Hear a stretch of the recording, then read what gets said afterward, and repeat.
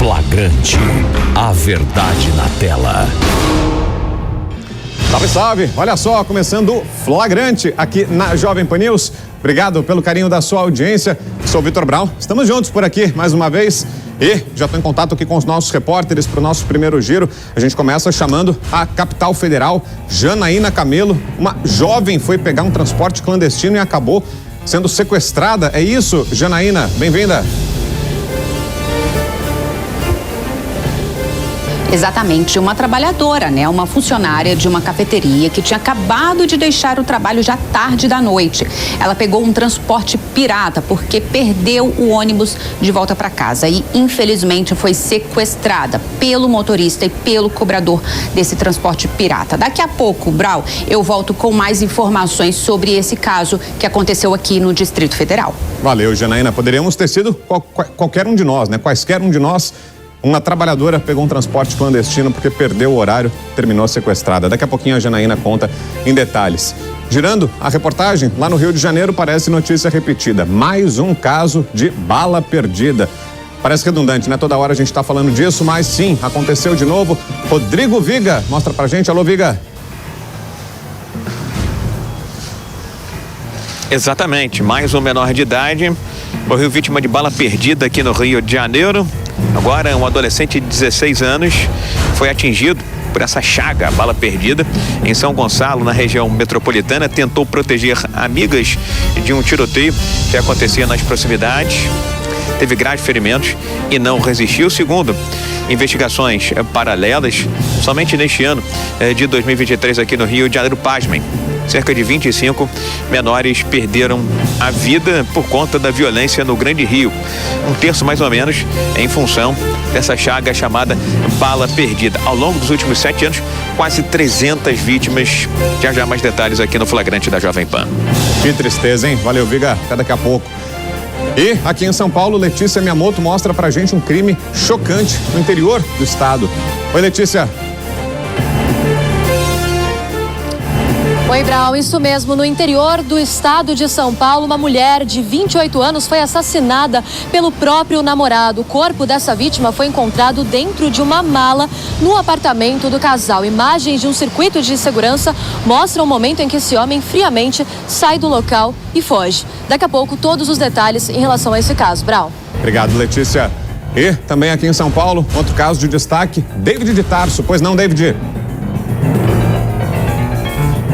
Olá, Brau. Muito boa tarde. Boa tarde a todos que estão ligados na Jovem Pan. Pois é, a Polícia Militar do Estado está realizando mais uma fase da Operação Impacto com o objetivo de prevenir crimes graves, mas principalmente também com o foco em evitar furtos e roubos de celulares que têm sido bem recorrentes aqui na capital paulista. Daqui a pouquinho eu trago mais detalhes sobre esse assunto aqui no Flagrante JP. Boa, valeu, David. Até já. É só o início, hein? São só os nossos primeiros destaques, os nossos repórteres estão aí mobilizados, acompanhando tudo. A gente vai mostrar tudo isso e muito mais para você ao longo do Flagrante de hoje. Mas a gente começa então com essa história triste que mostrou pra gente agora a Letícia Miyamoto. Mais um caso de violência contra a mulher, um crime relacionado à vida amorosa. Letícia Miyamoto, diga lá, Letícia. Oi, Brau, é isso mesmo. Esse caso aconteceu em São José do Rio Preto, como a gente disse anteriormente, no interior do estado de São Paulo. A vítima foi assassinada, uma mulher de 28 anos, uma médica, de nome Thalita Fernandes. Foi assassinada pelo próprio namorado dentro de casa. A polícia já tem algumas suspeitas, mas a principal hipótese é de que o namorado teria assassinado essa vítima por ciúmes. Em um determinado momento, em uma primeira conversa ali com os policiais, ele disse que ele não se lembrava do que teria acontecido. Ele teria afirmado que realmente teria sido responsável pela morte de Thalita, mas disse não saber como tudo teria acontecido e como teria deixado este local. Mas em um segundo momento houve uma reviravolta neste caso. Isso porque Davi Isaac Martins, de 26 anos, confessou à polícia que realmente, mais uma vez, disse novamente que teria sido responsável realmente pela morte aí de Thalita Fernandes, mas passou detalhes, disse que teria sido por ciúmes. Alguns vizinhos chegaram a escutar escutaram uma briga ali, discussão entre os dois, ficaram atentos em relação a isso, mas quem na verdade descobriu que Thalita havia sido assassinada foi uma amiga desta vítima. Os familiares dessa mulher estranharam que ela não respondia às mensagens há mais de 24 horas. Então, em um certo momento, receberam uma notificação ali que seria de Thalita, mas estranharam a forma em que ela escrevia. Disseram que ela não costumava dizer daquela forma que eles perceberam ali pelo aplicativo de conversas. Então, esses familiares pediram para que uma amiga fosse até o apartamento e perguntasse sobre Thalita. No momento em que Thalita chegou em um prédio localizado, inclusive, em uma área nobre da cidade de São José do Rio Preto, eles perceberam, junto com o porteiro, que o namorado dessa vítima havia deixado o local pelo circuito de monitoramento do elevador deste prédio. Perceberam que ele deixou o local sozinho e estranharam essa situação. Acionaram a polícia. Assim que a equipe chegou no local, percebeu que Thalita estava morta dentro de uma mala. Essa mala havia sido deixada na lavanderia deste local, deste apartamento. Ela tinha ferimentos que teriam sido a facadas e também sinais de asfixia. A família se surpreendeu com este caso, claro, com essa movimentação que, segundo os vizinhos ali do local, tinha de fato acontecido uma briga. Há também informações de que Davi teria entrado no apartamento bastante alterado. Ele chegou a confessar para a polícia que teria feito uso de drogas e então eles teriam tido uma discussão por questões financeiras. Isso está sendo apurado pela polícia, mas a informação é que Thalita teria tentado terminar o namoro. Ela foi dormir depois de ter conversado com Davi e foi surpreendida, assassinada a facadas e depois asfixiada. Mas, por sorte, ele foi encontrado depois de, claro, de todas as partes ruins dessa história, ele foi encontrado pela polícia na casa da mãe. Ele estava, segundo a polícia, bastante frio neste momento, não teria dito nada, depois confessou e disse que estava sem memória, que teria tido um lapso ali no momento, não sabia explicar exatamente o que tinha acontecido, mas passou detalhes em um segundo momento e disse que teria sido por ciúmes. A polícia apura e Davi está preso temporariamente. Brau. Pois é, né? A pergunta parece ser essa agora, né, Letícia? É o ponto de interrogação, né? Qual a motivação disso, né? Se é financeira, se foi ciúme. Fato é que é uma história trágica, né? A Thalita tinha a vida inteira pela frente, né? Ele também acabou acabando com a vida dela e com a vida dele também, né? Principalmente com a dela, óbvio, né? A gente não pode mensurar o tamanho da dor dessa família. A Thalita tinha 28 anos, médica, enfim, com uma carreira promissora pela frente e por culpa desse aí que tá aí na tela, o Davi, de 26 anos, esse é o assassino. O Davi acabou com a vida dela. A motivação é financeira, é ciúmes? Essa ainda é uma dúvida, Letícia? Exatamente, Brau. Tem várias versões em relação ao que teria motivado, né, este crime que chocou tanto as pessoas que conheciam a Thalita como os próprios familiares. Isso porque o casal estava junto há 3 anos, morava nesse mesmo apartamento aí há um pouco mais de um ano. A família estava acostumada com ele, então ninguém esperava que acontecia isso. Claro, existia brigas entre os dois, mas nada que fosse relevante. A informação que a polícia tem até o momento, segundo os vizinhos aí deste apartamento, é que eles tiveram uma discussão que foi apurado até o momento. É que ele teria voltado de um bar ali que estava acompanhado dos amigos. Isso teria atrapalhado o relacionamento dos dois, teria incomodado a Thalita. Ela teria discutido isso em relação a ele, perguntou por que ele não ajudava em casa e teria dinheiro para essas bebidas alcoólicas, para essas drogas, que inclusive ele chegou a confirmar para a polícia que estava sob efeito de drogas no momento em que cometeu esse crime. E nesse momento, então, a Thalita teria resolvido terminar o relacionamento, mas ele não aceitou. Mesmo assim, eles conversaram, teriam se entendido e ela foi dormir, mas foi surpreendida, foi morta a facadas e asfixiada, depois colocada em uma mala pelo próprio namorado que, como eu disse, conviveu aí por cerca de 3 anos. O que a polícia também tem de informação até agora é que Davi teria ficado bastante revoltado com essa situação de terminar o relacionamento com Thalita, justamente por causa da questão financeira. Ela teria sido a grande responsável pelo sustento deste apartamento e pelo próprio sustento de Davi. Davi. Ele chegou a confessar depois em um segundo momento, mas disse que teria sido por ciúmes. Então, são três versões que podem estar, claro, interligadas, né, pela polícia para chegar em uma decisão final do que teria acontecido entre esse casal. Sim. Mas o fato é que também Davi não explicou qual seria o motivo em relação a esses ciúmes. Não deu detalhes, qual teria sido ali a briga, qual teria sido o problema entre os dois, mas afirmou que de fato teria sido em um momento de raiva, em um momento de bastante nervosismo que partiu para cima da namorada, Brau. Não tem explicação, né? Ele vai alegar o que o advogado dele falar que vai melhorar a situação dele e pronto. Nunca vai ter explicação para uma barbaridade como essa. Letícia Miyamoto, obrigado, viu, Letícia, pelas informações todas. Bom trabalho para você. Até mais. Deixa eu dar as boas-vindas aqui a ele. Olha só, bom estar de volta aqui com você, viu? Prazer enorme. Delegado Palumbo, bom estar com você, Palumbão. Prazer enorme, né? Um caso bárbaro. Pena que para falar dessa tragédia, né? É, um caso bárbaro. A cada 7 horas uma mulher perde a vida, vítima de feminicídio. Ele acabou com a vida dela, Brau, mas a dele, daqui a pouco ele vai estar solto por uma série de benefícios, não vai ficar preso muito tempo, daqui a pouco ele consegue um benefício e vai responder em liberdade. Ou seja, esse país aqui é o paraíso dos criminosos. E essa mulher, uma mulher bonita, médica, bem-sucedida, quis terminar o namoro e ele, este criminoso, achou que era dono dela e não aceitou o termo, foi lá e matou. Eu espero, sinceramente, que ele apodreça na cadeia. Mas, infelizmente, por estarmos no Brasil, ele vai ficar poucos anos na cadeia, Brau. Pois é, né? E dá pra ver que, por mais que ele diga que foi um acesso de raiva, essa costuma ser sempre a justificativa, né? Foi uma briga que terminou mal, os ânimos se exaltaram, perdi a cabeça, acabei cometendo. Mas ele tinha muita noção do que ele estava fazendo, né? Porque depois esquartejou. Levou a mala, tentou levar, né? Enfim, se enrolou todo, a mala furou, ele, enfim, não conseguiu fazer o que ele estava planejando, mas teve frieza, teve o raciocínio lógico de cometer tudo isso, né? Exatamente, e sempre se dá desculpa da cachaça, da cocaína, da droga. Não existe desculpa para isso. O fato de você estar embriagado ou drogado não vai amenizar sua pena de forma alguma.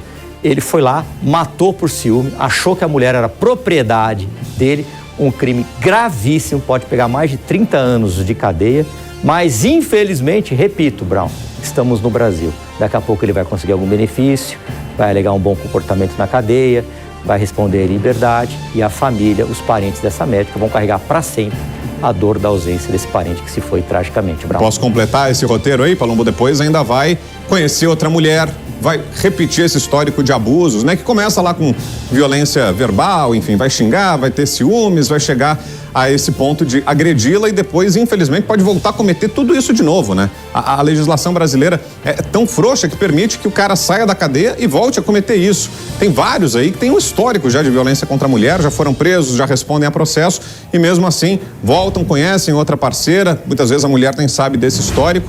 É um risco para outras mulheres, inclusive, né? Perfeitamente. Quando a gente mantém esses indivíduos criminosos encarcerados, a gente está livrando outras mulheres de passar por isso. Perder a vida. Porque provavelmente ele é um assassino, está comprovado isso daí, vai ser comprovado através do inquérito policial, vai se envolver com outras mulheres futuramente, como você bem falou, Brau, e provavelmente no término do namoro não vai aceitar e pode matar novamente. Por isso que a gente tem que mudar essa legislação rapidamente, Brau. Vamos falar de uma outra história também que está chamando muita atenção. Outra vítima do golpe do amor. Um engenheiro agrônomo de 29 anos foi sequestrado aqui na Zona Norte de São Paulo depois de chegar até o local onde ele encontraria uma mulher que ele conheceu num desses aplicativos de relacionamento. Preste bastante atenção nessa reportagem do Misael Mainetti, que vai servir também como um alerta para você que usa esses aplicativos de namoro. Roda aí pra gente, Dadá. As imagens das câmeras de segurança mostram um momento em que o engenheiro chega ao endereço combinado e é surpreendido por 3 criminosos e ameaçado com uma arma. Os bandidos começam a roubá-lo ainda no local. Além dos pertences, a vítima teve o veículo roubado. Ele foi levado para um cativeiro, foi vendado, amarrado e ameaçado de morte. Os criminosos saíram com o carro e cometeram outros crimes. A polícia recebeu uma denúncia anônima e encontrou os suspeitos. Começou uma perseguição com troca de tiros. Durante a fuga, os bandidos bateram numa árvore. Um criminoso foi preso. Ele já tinha passagem por outros crimes e vai responder agora por extorsão, mediante sequestro e formação de quadrilha. Os outros dois, que são menores de idade, foram apreendidos. A vítima mora em Campinas, no interior do estado. Ele contou que conversava com uma mulher há mais de 2 meses e que, inclusive, fez várias chamadas de vídeo para ter certeza que não era um golpe. No cativeiro, o engenheiro ficou com os olhos vendados e com os braços amarrados. Ele relatou que os bandidos eram bem agressivos e que a todo momento ele era ameaçado de morte. Os criminosos não chegaram a fazer transações bancárias e todos os pertences do engenheiro foram recuperados.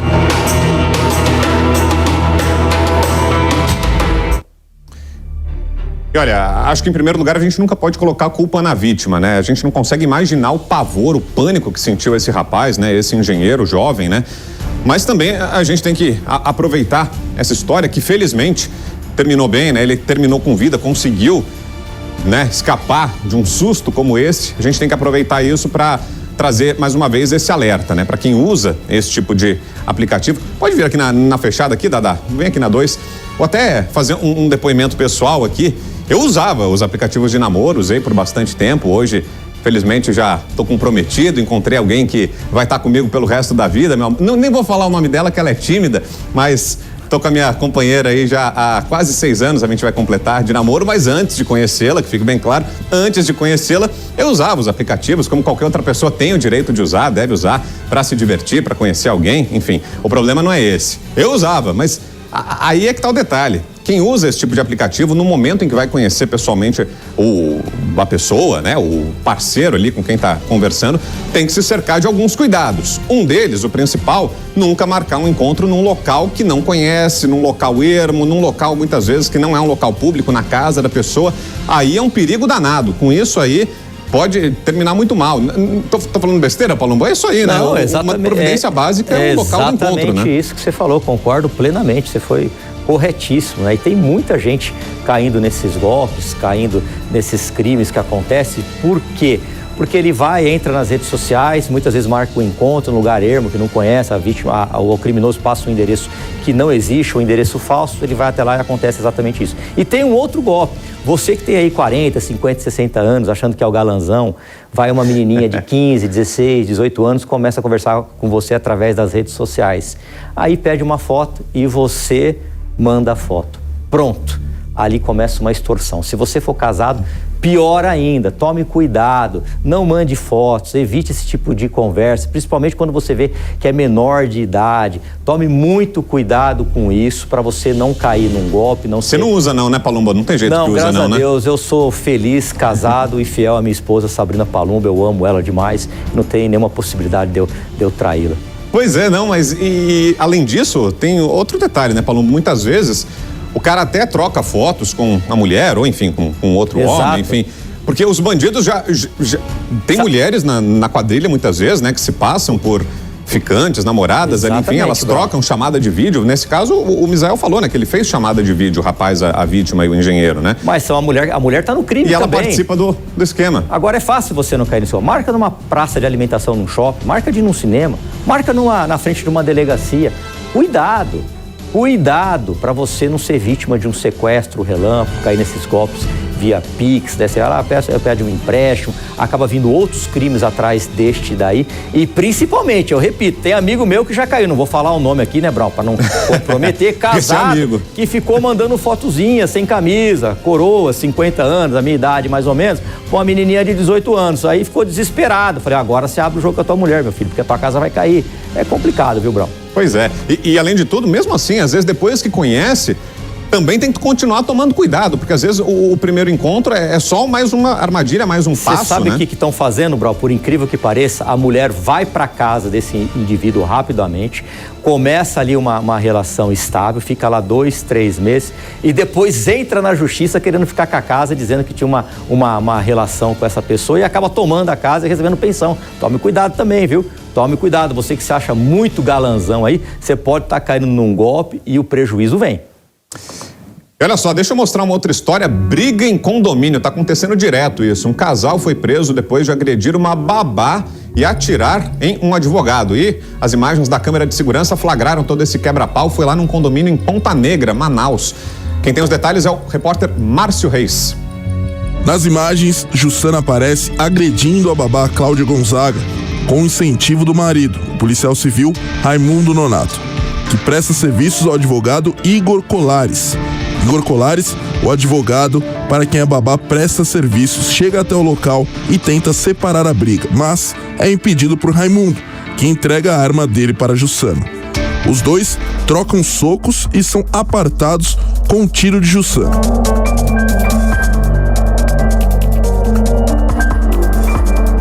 Jussana foi presa em flagrante. No dia seguinte, a justiça também decidiu pela prisão do marido de Jussana. O casal foi autuado inicialmente por lesão corporal.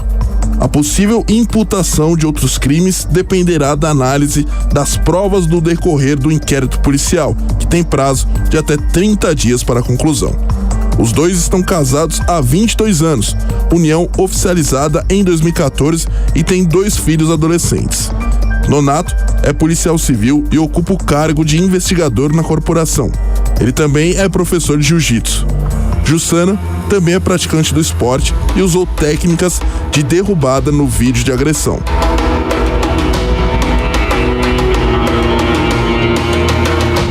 Ela está presa pelos crimes de porte ilegal de arma de fogo de uso restrito, disparo de arma de fogo, lesão corporal e ameaça. O Tribunal de Justiça do Amazonas, Alcides Carvalho Filho, determinou a prisão preventiva do policial por tentativa de homicídio. E só um complemento, uma outra informação que chegou pra gente: o condomínio disse que vai pedir na justiça o afastamento do investigador Raimundo Nonato Machado e a mulher dele, Jussana Machado, depois dessa briga que deixou a babá ferida e o advogado baleado em Manaus. A decisão foi divulgada por meio de uma nota que cita que o casal já havia se envolvido em outras ocorrências e que teve comportamento agressivo e antissocial. Totalmente desproporcional, né, Palumbo? O que aconteceu e a reação, né? Desproporcional, o policial não tem que sair na mão com ninguém. Se ele achou que ele tinha algum direito ali, que acionasse uma viatura, conduzisse até a delegacia.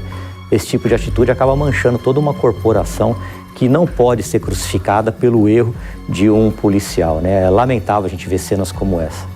Pois é, e não só ele, né? Ainda a esposa se envolveu, enfim, parece que já havia uma postura violenta por parte deles, segundo o condomínio está falando, né? Nessa nota aí que eu li agora, né? Parece que já havia uma postura violenta, uma conduta agressiva por parte deles em relação a outros moradores, a prestadores de serviço do prédio já de algum tempo, né? Nada justifica sacar uma arma, tem que ser um último recurso, né, Palumbo? Você pode falar isso com muita experiência, né? O tiro policial é o último recurso, ele não é o primeiro. O policial não atira para cima, o policial não atira para o chão. O policial, quando ele saca uma arma, é porque ele está em iminente perigo de sofrer uma agressão ou sofrer um disparo de arma de fogo. Neste caso, parece que ele deu a arma para a esposa e aí a esposa resolve dar um tiro. Ou seja, eu jamais daria a minha arma para absolutamente ninguém.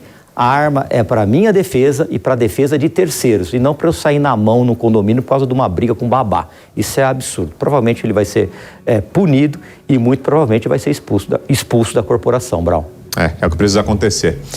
E olha, no Rio de Janeiro, nessa semana, mais um caso de bala perdida e mais um menor de idade. Foi um adolescente que morreu depois que foi atingido por uma bala perdida em São Gonçalo, na região metropolitana. Coloca a imagem dele aqui no telão pra gente, Dadá. Será que já tem aí na mão? A gente vai contar a história dele. É o Brian Silva Ferreira dos Santos, de 16 anos, já tá aqui no telão. Olha só o que aconteceu com o Brian. Ele voltava da escola quando, infelizmente, foi atingido por uma bala perdida. Mais uma vítima da bala perdida lá no Rio de Janeiro. Quem vai trazer pra gente todos os detalhes dessa história, explicar o que aconteceu, como estão essas investigações, é ele, nossa voz lá no Rio de Janeiro, Rodrigo Viga. Até quando, hein, Viga? Essa chaga da violência e da bala perdida aí no Rio, hein? Pois não, Viga? Exatamente. Mais uma vez, estamos falando de mais um caso de bala perdida aqui no Rio de Janeiro. A vítima é Brian Silva Santos, um adolescente de 16 anos de idade, está voltando da escola essa semana em São Gonçalo, cidade da região metropolitana. Perto dali, houve um confronto, um tiroteio. informações iniciais davam conta de que teria sido um tiroteio entre policiais e criminosos. Outras investigações feitas pela polícia apontam que bandidos estariam na região para tentar executar um militar do Exército. O fato é que Brian ficou no meio do fogo cruzado quando voltava da escola com amigas. Tentou proteger uma delas. Acabou sendo alvejado.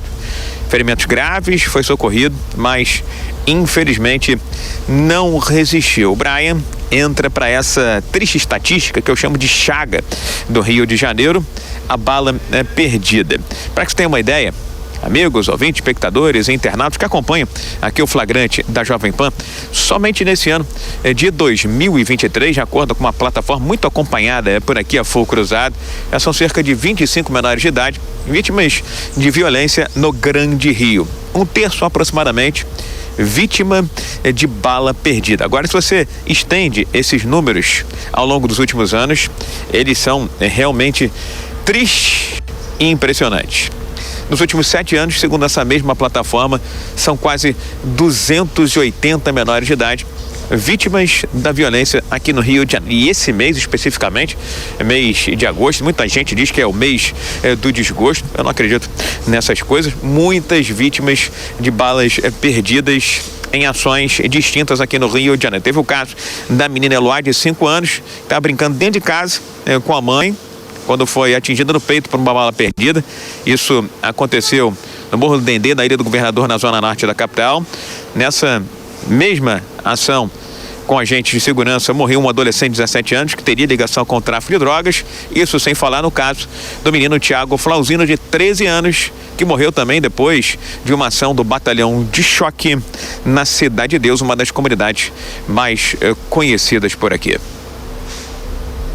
Boa, valeu, Viga, obrigado pelas informações. E aí, Palumbo, o que tem que ser feito? Até quando esse problema da bala perdida? O que é que faz com que o Rio de Janeiro sofra tanto com isso? Brau, eu acho que a gente tem que mudar para balas achadas, né? Porque vira e mexe, né? Todas as semanas nós estamos aqui e, infelizmente, noticiando tragédias como essa, né? Pessoas que perdem a vida e muitas delas não tem nada a ver da briga entre traficantes, né, e da luta da polícia contra esses traficantes.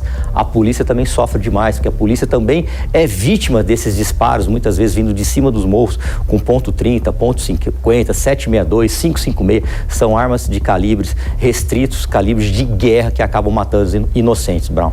Pois é, e a gente não pode colocar a culpa na polícia aqui não, né? Porque se não tivesse crime acontecendo lá, né? Se a gente não tivesse a presença dessas facções fortemente armadas que circulam dia e noite lá nos morros do Rio de Janeiro, se a gente não tivesse esse câncer da nossa sociedade que é o narcotráfico, a polícia não estaria lá atirando em ninguém, fazendo operação, não seria necessário nada disso. A gente não veria vítimas como o Brian, que a gente está vendo aí mais uma vez, e outros que já foram vítimas disso. A gente não estaria contando essa história jamais. A polícia está lá por um motivo, e o motivo é o crime organizado, né? Perfeito, Brown. Você falou com muita perfeição. A polícia só vai até o morro porque tem um tráfico de drogas, porque tem bandidos com armas de guerra, inclusive granadas. Eles atiram em helicópteros, atiram em aeronaves, atiram em carros blindados, e o tráfico de drogas não é liberado neste país.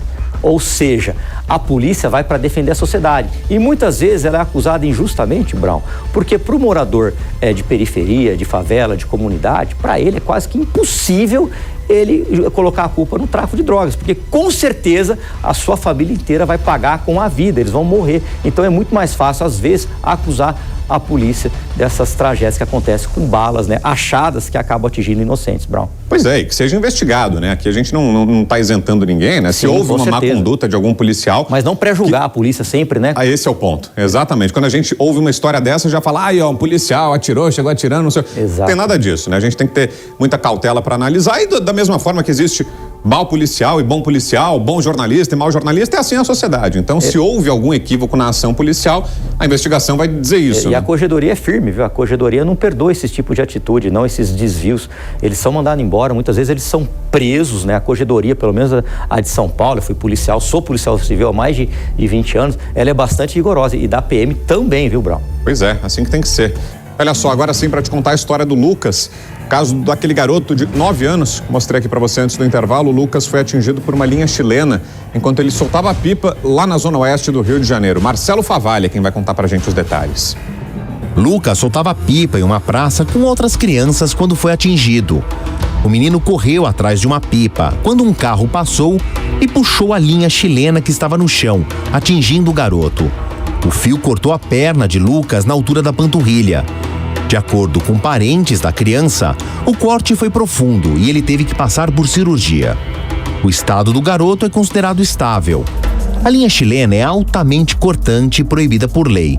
São mais perigosas do que as com cerol. O uso da linha chilena com cerol ou qualquer material cortante é considerado crime. A pena para quem vender, utilizar e transportar esse tipo de produto é de 3 meses a 1 ano de prisão.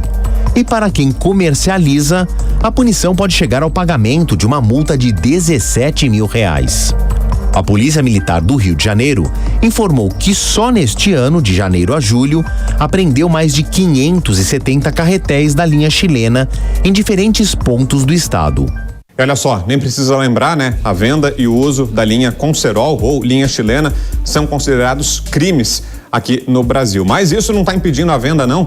E olha só, o nosso repórter farejador, ele foi atrás da linha chilena. Você acha que é difícil de conseguir? Pois é, não tem missão de... Não é difícil para começar, e tanto não é difícil que o nosso repórter farejador foi até lá, ele conseguiu e vai mostrar pra gente. O farejador já tá aí? Já tá lá no nosso estúdio secreto? Fala, farejador! Tudo bem? Um abraço para você, um abraço pro delegado e a todos de casa. Sem dificuldades, inclusive eu encontrei pela internet um site e aí resolvi ir até o local para ver se realmente eles estavam de portas abertas. Quer dizer, no celular, então aqui, se eu quiser, eu já arrumo linha chilena agora. E vem entrega a domicílio. É brincadeira, né não? Como é que foi, farejador? Conta pra gente. Pois na cara de pau, eles ficam com a loja aberta, cheguei, comprei, depois fui em outra loja também, tá tudo certo pra eles. A sensação da impunidade pra eles é tranquilo, né? Quanto é que custa, hein? Olha, de 100 jardas, que é a menorzinha, 4,50. A de 500 jardas, né, dá uns 400 metros mais ou menos, custa R$8 e pouco, quer dizer, não é um preço caro, né? Qualquer garoto aí compra e pode colocar ele mesmo em risco, um colega e principalmente os motociclistas, né?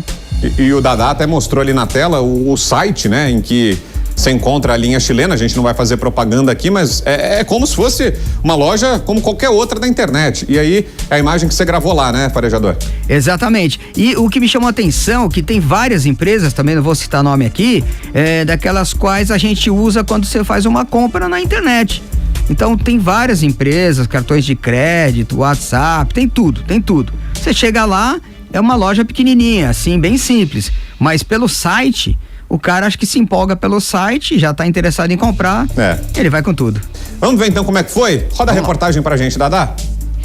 A antiga linha de cerol, vidro moído com cola que as crianças passavam na linha para cortar a pipa dos seus colegas ou adversários, já ficou para trás. Um bom tempo, a linha chilena tomou conta das laças e o pior, causando acidentes graves e mortes. Numa rápida pesquisa pela internet, achamos este site, vendendo a linha livremente, aceitando cartões, WhatsApp, entrega com empresas renomadas e pessoalmente. Opa, pessoalmente?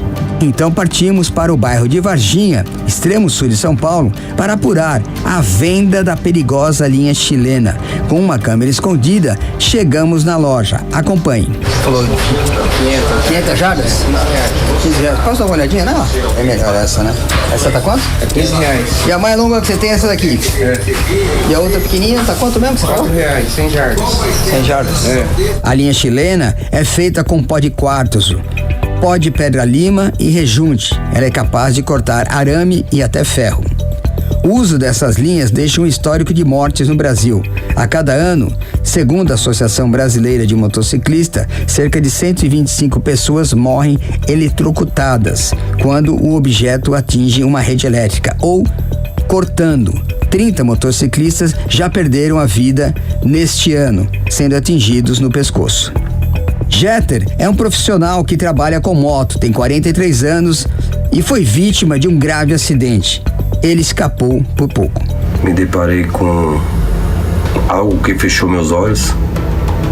Meu objetivo era parar a moto Demorou uns 15 metros para me conseguir, após uma lombada. Aí que eu fui entender o que estava acontecendo. A linha chilena entrou nos meus olhos, no meu nariz, e só o crânio que parou. E o parafuso do capacete Robocop que parou ela. Senão ela continuaria cortando. Por isso que quando pega no pescoço é fatal. Ainda na Zona Sul, uma senhorinha vende livremente a linha chilena. Talvez ela nem saiba do perigo do produto que está vendendo. Essa 450 é de 100 jardas. De 200 jardas é 8. E a grandona aí é? Essa aqui é 20. 8 e 4. 4,50. 4,50. Tá bom. Eu vou levar de 100. 4,50? É proibido usar linhas cortantes como a chilena, a indonésia ou mesmo o cerol. Vender, transportar esse tipo de material é crime, com pena prevista de 3 meses a 1 ano de prisão. Repórter Farejador para o programa Flagrante. Olha só, o farejador trouxe aqui pra gente, ó, tá aqui comigo, justamente uma delas, a linha chilena, vou até manusear com cuidado. Tem uma aí também, né, Paulo? Tem uma aqui também que o farejador trouxe. Aqui corta, se tiver um papel aí já faz um teste. Isso, boa, vamos fazer, pegar uma ficha minha aqui. Corta melancia, corta banana, corta pescoço e mata pessoas. Olha o que faz com o papel. Não tô fazendo força, não. Brincadeira, gente. Isso aqui mata.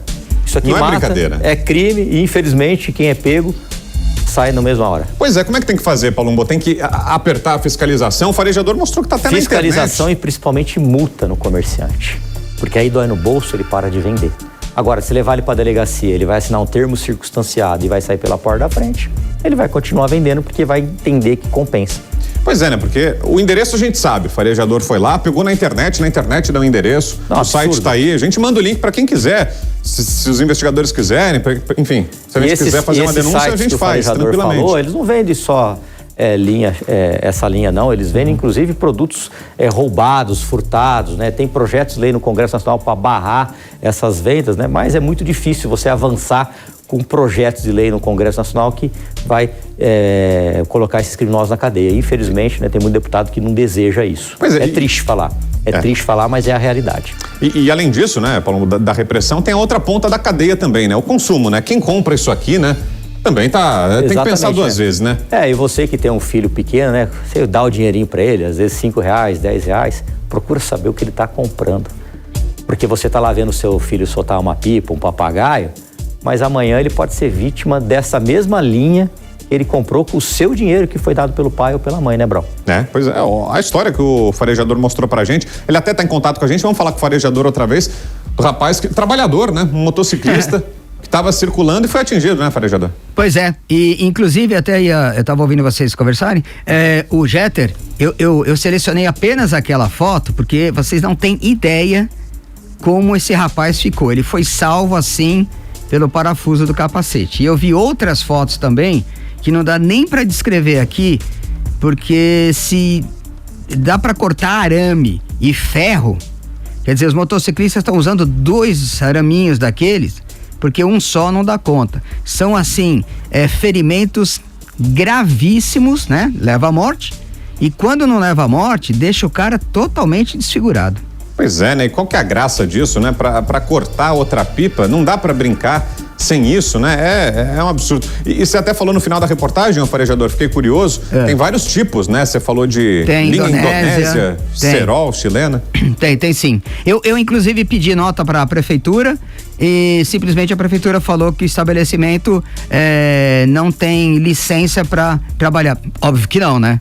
E também com a Secretaria de Segurança Pública eles falaram das apreensões, né? Que eles têm feito e que têm mantido dentro da possibilidade das denúncias que chegam para eles, tem feito apreensões. Fala, Palumbo. Ou seja, não estão fazendo nada. A verdade é essa. Eles vão lá, dão uma nota para enganar quem está assistindo, né? E não estão fazendo nada. Se não tem alvará de funcionamento, por que a prefeitura não vai lá e fecha?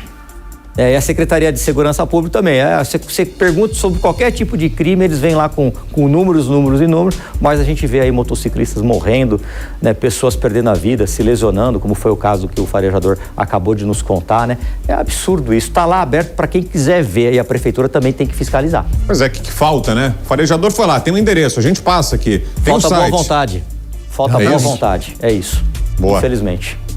Farejador, parabéns mais uma vez, viu, pelo trabalho. Muito boa obrigado. Reportagem. Algo mais? Não, só isso, e semana que vem estamos juntos aí para mais uma matéria, né? Boa. Tomara que mostrando algo positivo, né? Que a gente consiga descobrir alguma coisa boa e cobrar providências, né? Isso a gente vai continuar fazendo. Valeu, Farejador. Um abração. Outro para todos. Obrigado. Valeu.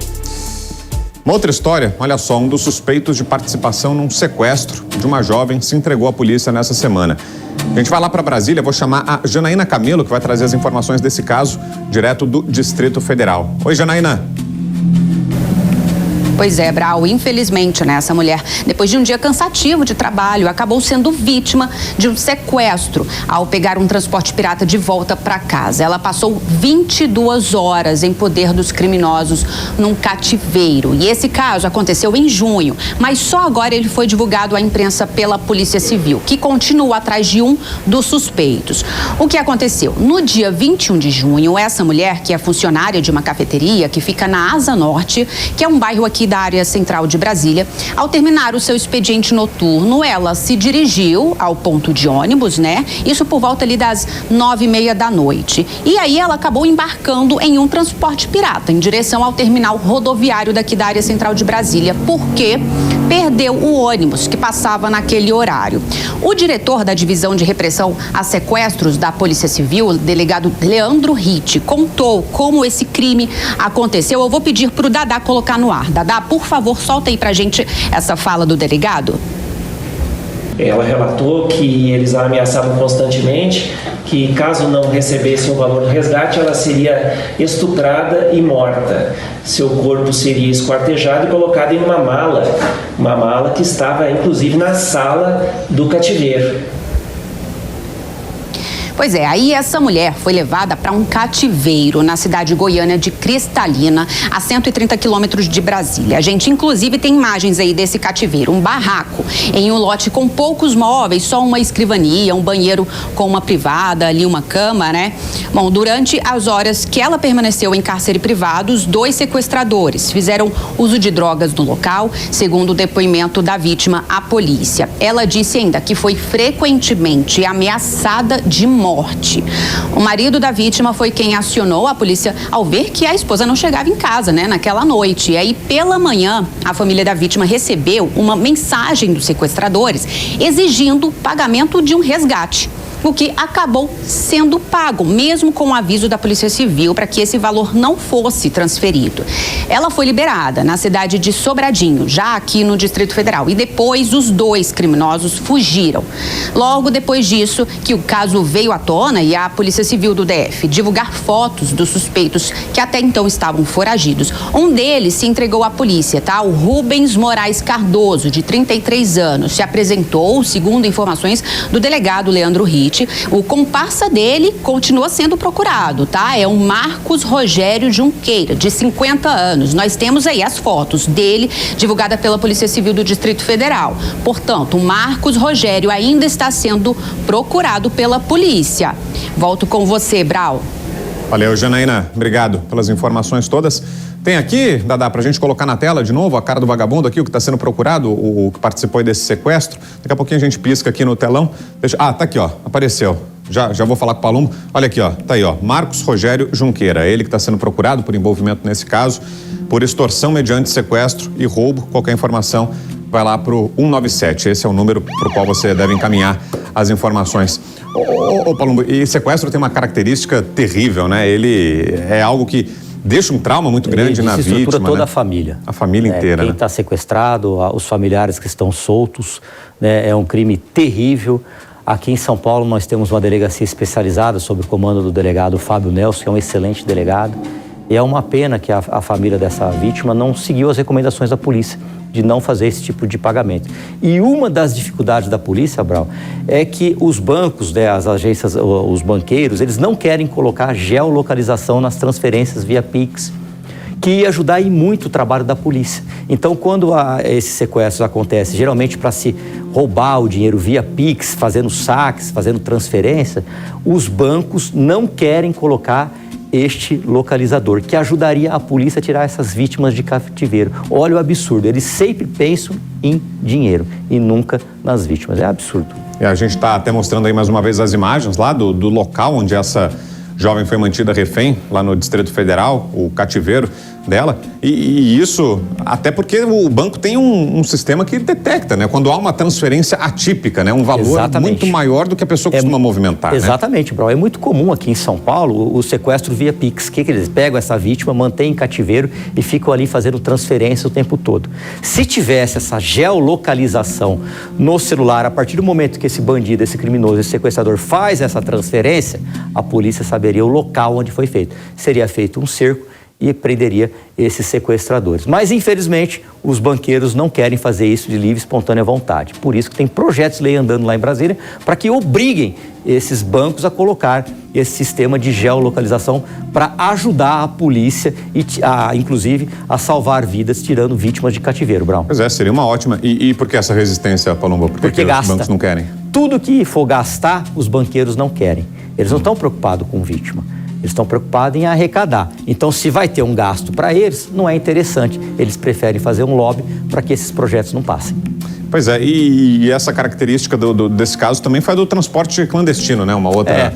A gente não pode nem culpar essa vítima, Brau, porque veja bem, ela estava trabalhando, ela perdeu a condução, uma pessoa humilde, que dependia do transporte público, não tinha dinheiro para pagar um táxi, provavelmente, ou um aplicativo. Ela entrou nesse transporte clandestino e acabou caindo nesse crime terrível, né? Mas a gente não pode culpar a vítima. Claro que não. A culpa sempre é das forças de segurança, do Estado, que não oferta uma segurança de qualidade. É difícil falar isso para mim, porque eu sou delegado de polícia. Mas, infelizmente, quando o governador, ele não fortalece as suas polícias, o crime aumenta. Pois é, e é justamente assim que age o crime, né? Ele vai onde o Estado não está. Se ele viu uma brecha ali, não tem transporte esse horário, o que eu vou fazer? Eu vou oferecer transporte clandestino, pegar aquela pessoa que está sem opção, não tem como voltar para casa. Mas quando você fortalece as forças de segurança com mais patrulhamento, com polícia civil, com efetivo digno para investigar esses crimes, o que acontece? Abaixa os índices criminais. Agora, quando você deixa a sua polícia sucateada, falida e mal paga, como acontece em muitos estados, a criminalidade deita e rola, Brau. É isso aí. Bom, vamos mostrar uma outra história agora. Essa tá chegando de Goiânia. Olha só, uma passageira cuspiu no motorista de aplicativo depois que ele pediu para ela descer. Essa discussão aconteceu depois do condutor informar que não tinha troco. Vamos ver os detalhes na reportagem. No vídeo da viagem, que durou 2 minutos e 59 segundos, é possível ver o momento em que a mulher entra no carro junto a outra passageira. O cuspe aconteceu após o motorista pedir para que elas descessem do carro, depois de uma discussão por causa de troco. Quando as mulheres entram no veículo, é possível ver que Giovana já questiona o motorista. Você vai ter tipo 30 reais de troco no final? Não. Dirija-se ao local. Em resposta, ele diz que não e sugere que a melhor opção... Se tiver pizza, tá, fica melhor também. A mulher, então, pede que o motorista coloque o valor da viagem dela para ser cobrado na próxima corrida que ela fizer no aplicativo. Esse dinheiro que eu tô aqui, mas acho que tem como ver se colocar para pagar na outra. No entanto, Luiz não aceita essa forma de pagamento e diz para as passageiras descerem e pegarem outro carro. Pior que não.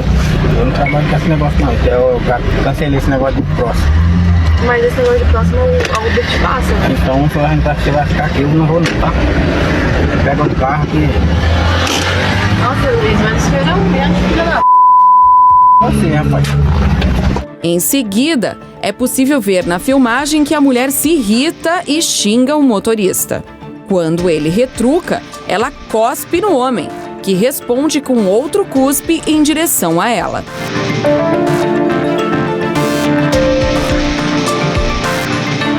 Veja novamente nas imagens quando a passageira desce do carro xingando e cuspindo no motorista. Mas isso era um menos, filha da... Assim, rapaz. Que isso? Que isso? Você tá doido? Você tá louco? Que isso?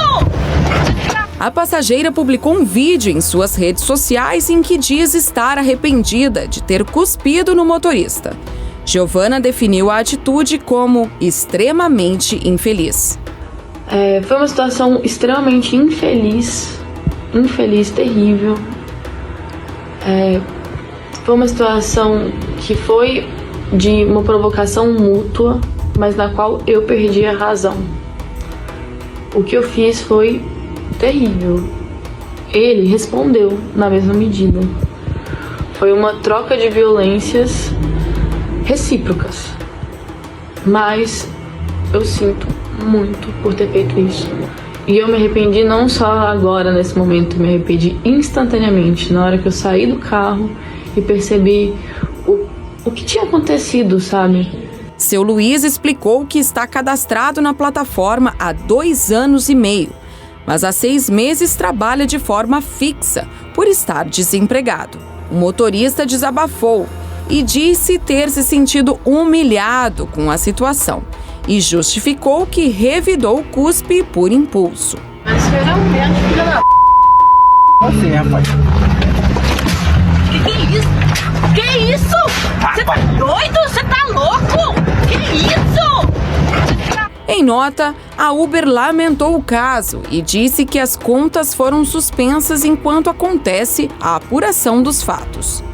E ainda acrescentou que não existe a função de pagar na próxima no aplicativo. O aplicativo permite apenas que o motorista informe as situações em que o usuário não honrou o pagamento. Que coisa, hein? A nossa sociedade está ficando maluca, triste, tá não, né? Paulo? Eu lembrei da infância agora isso aí, porque... uma agressão tão baixa, infantil, absurdo, né? O né? Mas ainda bem que ela se arrependeu, pediu desculpas, né? Enfim, parece que a violência que está ao nosso redor vai contaminando, né? Até o comportamento das pessoas, né? À medida que a gente vai tão banal, num né? ambiente agressivo. Exatamente. Uma coisa tão banal, que, enfim... Não tem nem muito o que comentar, né? Pois é. Que bom que ela se arrependeu, aliás, né, Giovana? Graças a Deus que ela se arrependeu e viu a bobagem que ela fez, né? Que é crime, né? Crime de injúria fazer o que ela fez. Pois é. E como o motorista também acabou também cometeu reagindo, o mesmo crime, né? Cometeu também. Vamos em frente, olha só. Aqui em São Paulo, com a segunda fase da Operação Impacto, a gente vai mostrar para você a segunda fase dessa operação que visa combater a violência aqui na cidade de São Paulo. E o repórter David de Tarso está ao lado dos comandantes da Polícia Militar do Estado para mostrar como é que funciona e toda a estrutura dessa operação. Vai lá, David. Está sendo realizada em São Paulo a segunda fase da Operação Impacto, que visa principalmente combater os crimes graves na capital paulista. Ao meu lado está um dos comandantes aqui da capital, o Coronel Renato Lopes, também outros representantes, justamente para falar sobre o objetivo dessa operação. Nós temos duplo objetivo dessa operação. O principal é potencializar a sensação de segurança das pessoas. Então, aqui é uma conjugação de esforços. Nós temos 2 comandantes de policiamento de área. O comandante Vilariço é o comandante da região sul, eu sou da região sudoeste. O tenente coronel Rezende é onde vai ocorrer a operação. A ideia, então, é nós termos o efetivo mostrando para a população que a Polícia Militar está presente. Nós seguimos essas diretrizes do Comando de Policiamento da Capital, do Coronel Regis.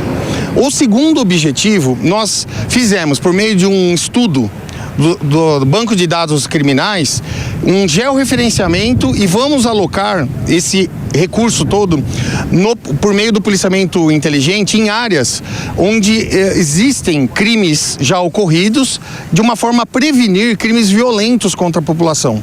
Então, nós temos 2 grandes objetivos dessa operação, a qual é uma união de esforços, como eu mencionei, no nosso comandante do CPA-M10, do M2, do Comando de Policiamento de Trânsito e do Comando de Policiamento Aéreo, a aeronave que está exatamente nesse momento já fazendo o patrulhamento aerotático. E, coronel, uma reclamação da população é em relação aos furtos e roubos de celulares, né? A partir do momento que a visibilidade também é maior de policiais nas ruas, nessas regiões que o senhor citou, acredita-se também que os indicadores caem em relação a esses crimes? Sensacional pergunta. Visando nós diminuirmos esses indicadores criminais, principalmente de furtos patrimoniais, nós pensamos a operação numa área imediata, que é o recurso que estamos vendo aqui, e numa área imediata. Todos os batalhões com áreas limítrofes, bem como o comandante Vilariço, está neste exato momento participando da operação, com este objetivo. Então a ideia é nós fecharmos a área de forma que a gente consiga proporcionar isso com alto e eficiente resultado desta operação. Tá certo, muito obrigado pelas suas informações. Cerca de 400 policiais estão participando das atividades realizadas nesta segunda fase da Operação Impacto. Desde Tarso para a Jovem Pan. É necessário, né? Valeu, David. Obrigado pelas informações. A sensação de insegurança aqui em São Paulo aumenta a cada dia. Todo esforço é válido. A gente fica na torcida para que seja bem sucedida, mas essa operação da PM. Olha, o tempo está quase esgotado, mas dá tempo de mostrar para você uma última imagem, uma cena curiosa. O Dadá vai colocar pra gente? Isso aí, obrigado, Dadá. Foi em Duque de Caxias, no Rio de Janeiro. As imagens mostram os animais guiados em homens em charretes improvisadas correndo em meio ao tráfego de motociclistas e carros. Repare que cada cavalo usa panos nas patas e no focinho de cores diferentes. Pode parecer bobagem isso, mas é uma informação importante porque é um indício de que eles podem ser usados em apostas. Esse caso chamou a atenção da Polícia Civil e agora as imagens estão sendo analisadas para identificar os envolvidos. Os vídeos foram gravados por motociclistas que seguiam os competidores pela avenida. Imagina só, né? Você está passando ali de carro e aí vem essa cavalaria pela frente. O responsável pela conta na rede social afirmou que não é dono de nenhum dos cavalos envolvidos e que a intenção era apenas publicar a cena nas redes sociais. Já pensou em Palombo? Não, surreal, nunca tinha visto. Já pensou em São Paulo na Marginal Tietê? Não vai dar certo, né? Pois é, e cavalo de aposta. A gente já falou mais cedo de linha cortante, cavalo de aposta, cada brincadeira idiota também, né? A imbecilidade humana às vezes não tem limite. Pois é. Não é? O que tem limite é o nosso programa. O tempo acabou. Obrigado, Palumbo. Valeu. Sabadão estaremos de volta, né? Estaremos aqui, mais uma vez, com o nosso flagrante. Você que esteve com a gente. Obrigado mesmo pela sua companhia, pelo carinho da sua audiência. Um ótimo final de semana. Até a próxima. Flagrante. A verdade na tela. Realização Jovem Pan News.